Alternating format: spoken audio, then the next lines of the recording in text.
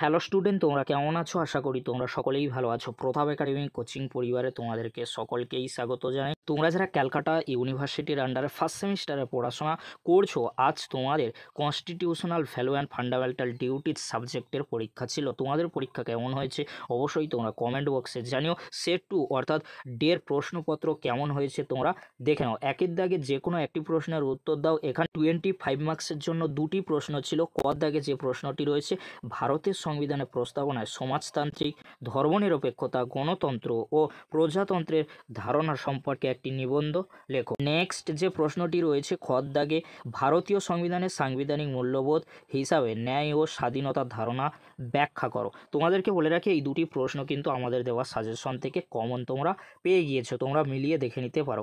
Module 2 এ 2 এর দাগে যে কোনো একটি প্রশ্নের উত্তর দাও। 25 মার্কসের জন্য যে দুটি প্রশ্ন মডিউল 2 থেকে রাখা হয়েছে, ক দাগে যেটি রয়েছে, ভারতের সংবিধানে মৌলিক দায়িত্বগুলি কোথায় অন্তর্ভুক্ত আছে? ভারতীয় সংবিধানে মৌলিক দায়িত্ব উদ্ভবের প্রেক্ষাপট আলোচনা করো এবং মৌলিক দায়িত্বের মূল্য ও তাৎপর্য বিশ্লেষণ করো। খ দাগে যে প্রশ্নটি রয়েছে, ভারতের সংবিধানে 51 ধারাটিতে উল্লেখিত বিষয়গুলি নির্দেশ করো। এই ধারণাগুলির আইনি অবস্থান এবং সীমাবদ্ধতা আলোচনা করো। আশা করি তোমরা মডিউল 1 আর মডিউল 2 এ যে 4টি প্রশ্ন রাখা হয়েছে, 4টি প্রশ্নই তোমরা আমাদের দেওয়া সাজেশন থেকে কমন পেয়েছো। তোমরা মিলিয়ে দেখে নিতে পারো। তোমরা যারা আমাদের দেওয়া সাজেশন ফলো করেছিলে, আশা করি তোমরা সকলেই দেখে নিয়েছো যে আমাদের দেওয়া সাজেশন থেকে তোমরা কিন্তু 100% কমন পেয়েছো।